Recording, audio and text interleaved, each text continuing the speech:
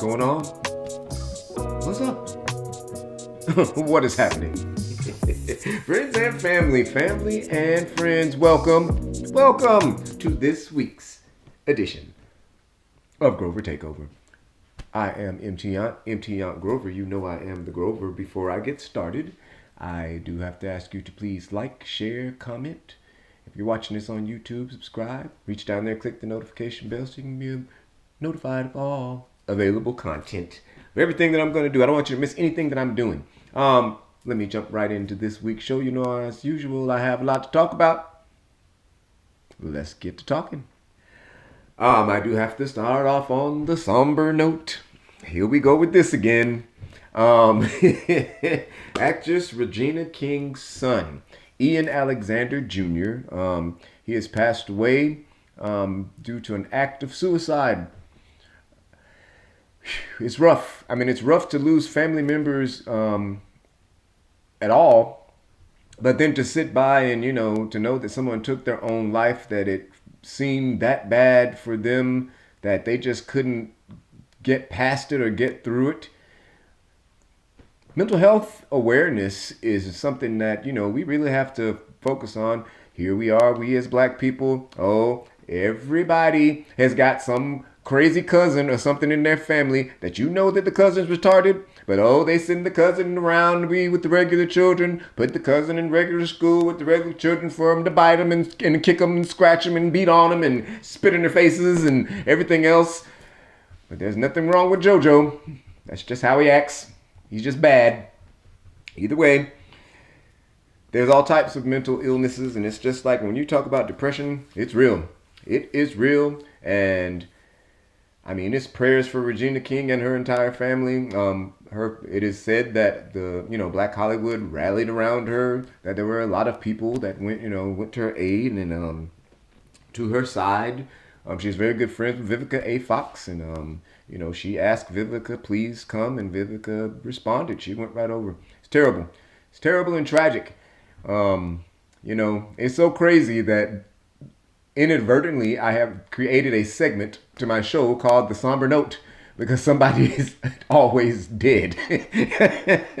But anyway, I'm going to skirt right along from that. Let's jump into the other better parts of the show, because, I mean, that's important news. I want you guys to hear and know about it, but yeah. So, now I talked about this last week, and now one thing about me, it's very rare that you're going to find that I'm wrong. I'm not ever really wrong about anything. I'm not saying I know everything. I don't know everything.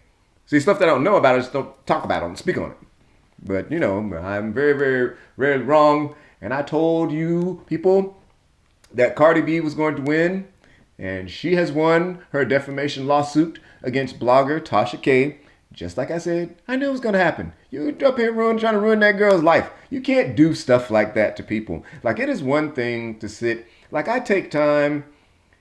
I try to check several sources for anything that I'm going to talk about so that I can make sure that I'm, saying the right thing, but certainly not to sit and just make up things about people. Either way, makes no difference. Makes absolutely no difference, because she won. Not only did she win, she was awarded $1.4 million plus an additional $200,000 for medical expenses, because she had to go to all this therapy. She had all these things going on, that she needed a lot.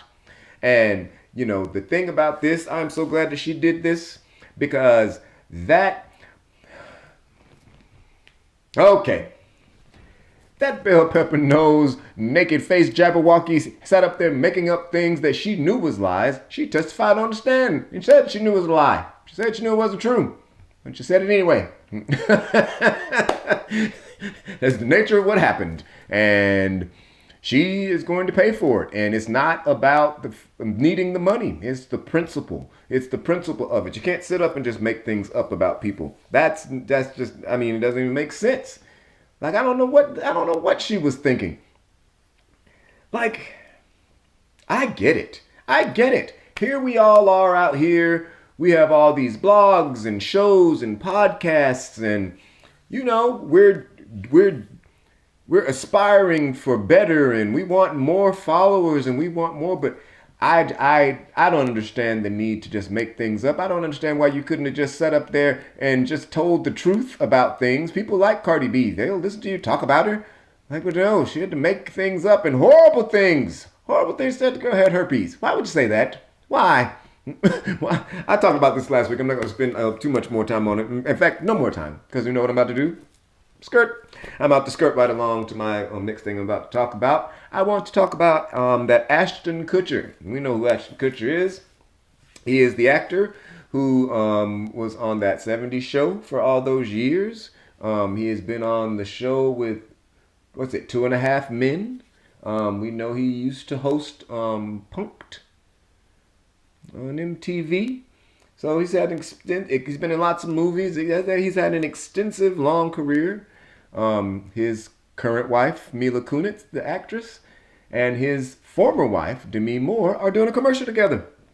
They are working together for the first time. Now, a lot of people will be like, why are they doing that? Well, you know, the first thing to remember is that these are both actresses. They are celebrities.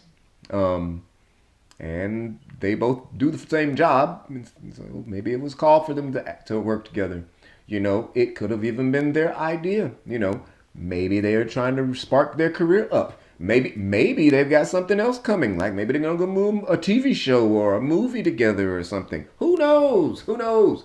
Either way, they're up here working together. I think it's great.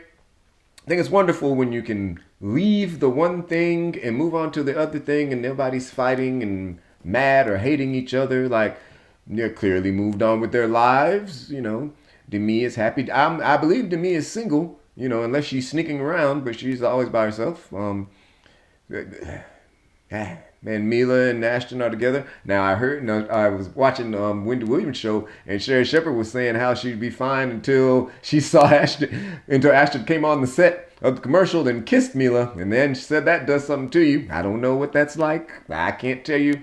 I don't know if I don't know if she was speaking from her perspective or for like a woman perspective. I don't know, because I certainly wouldn't care. This is my thing. You're lucky that I even remember your name when I'm done with you. You are lucky that when I see you that I acknowledge that I've ever known you. You are privileged. If I...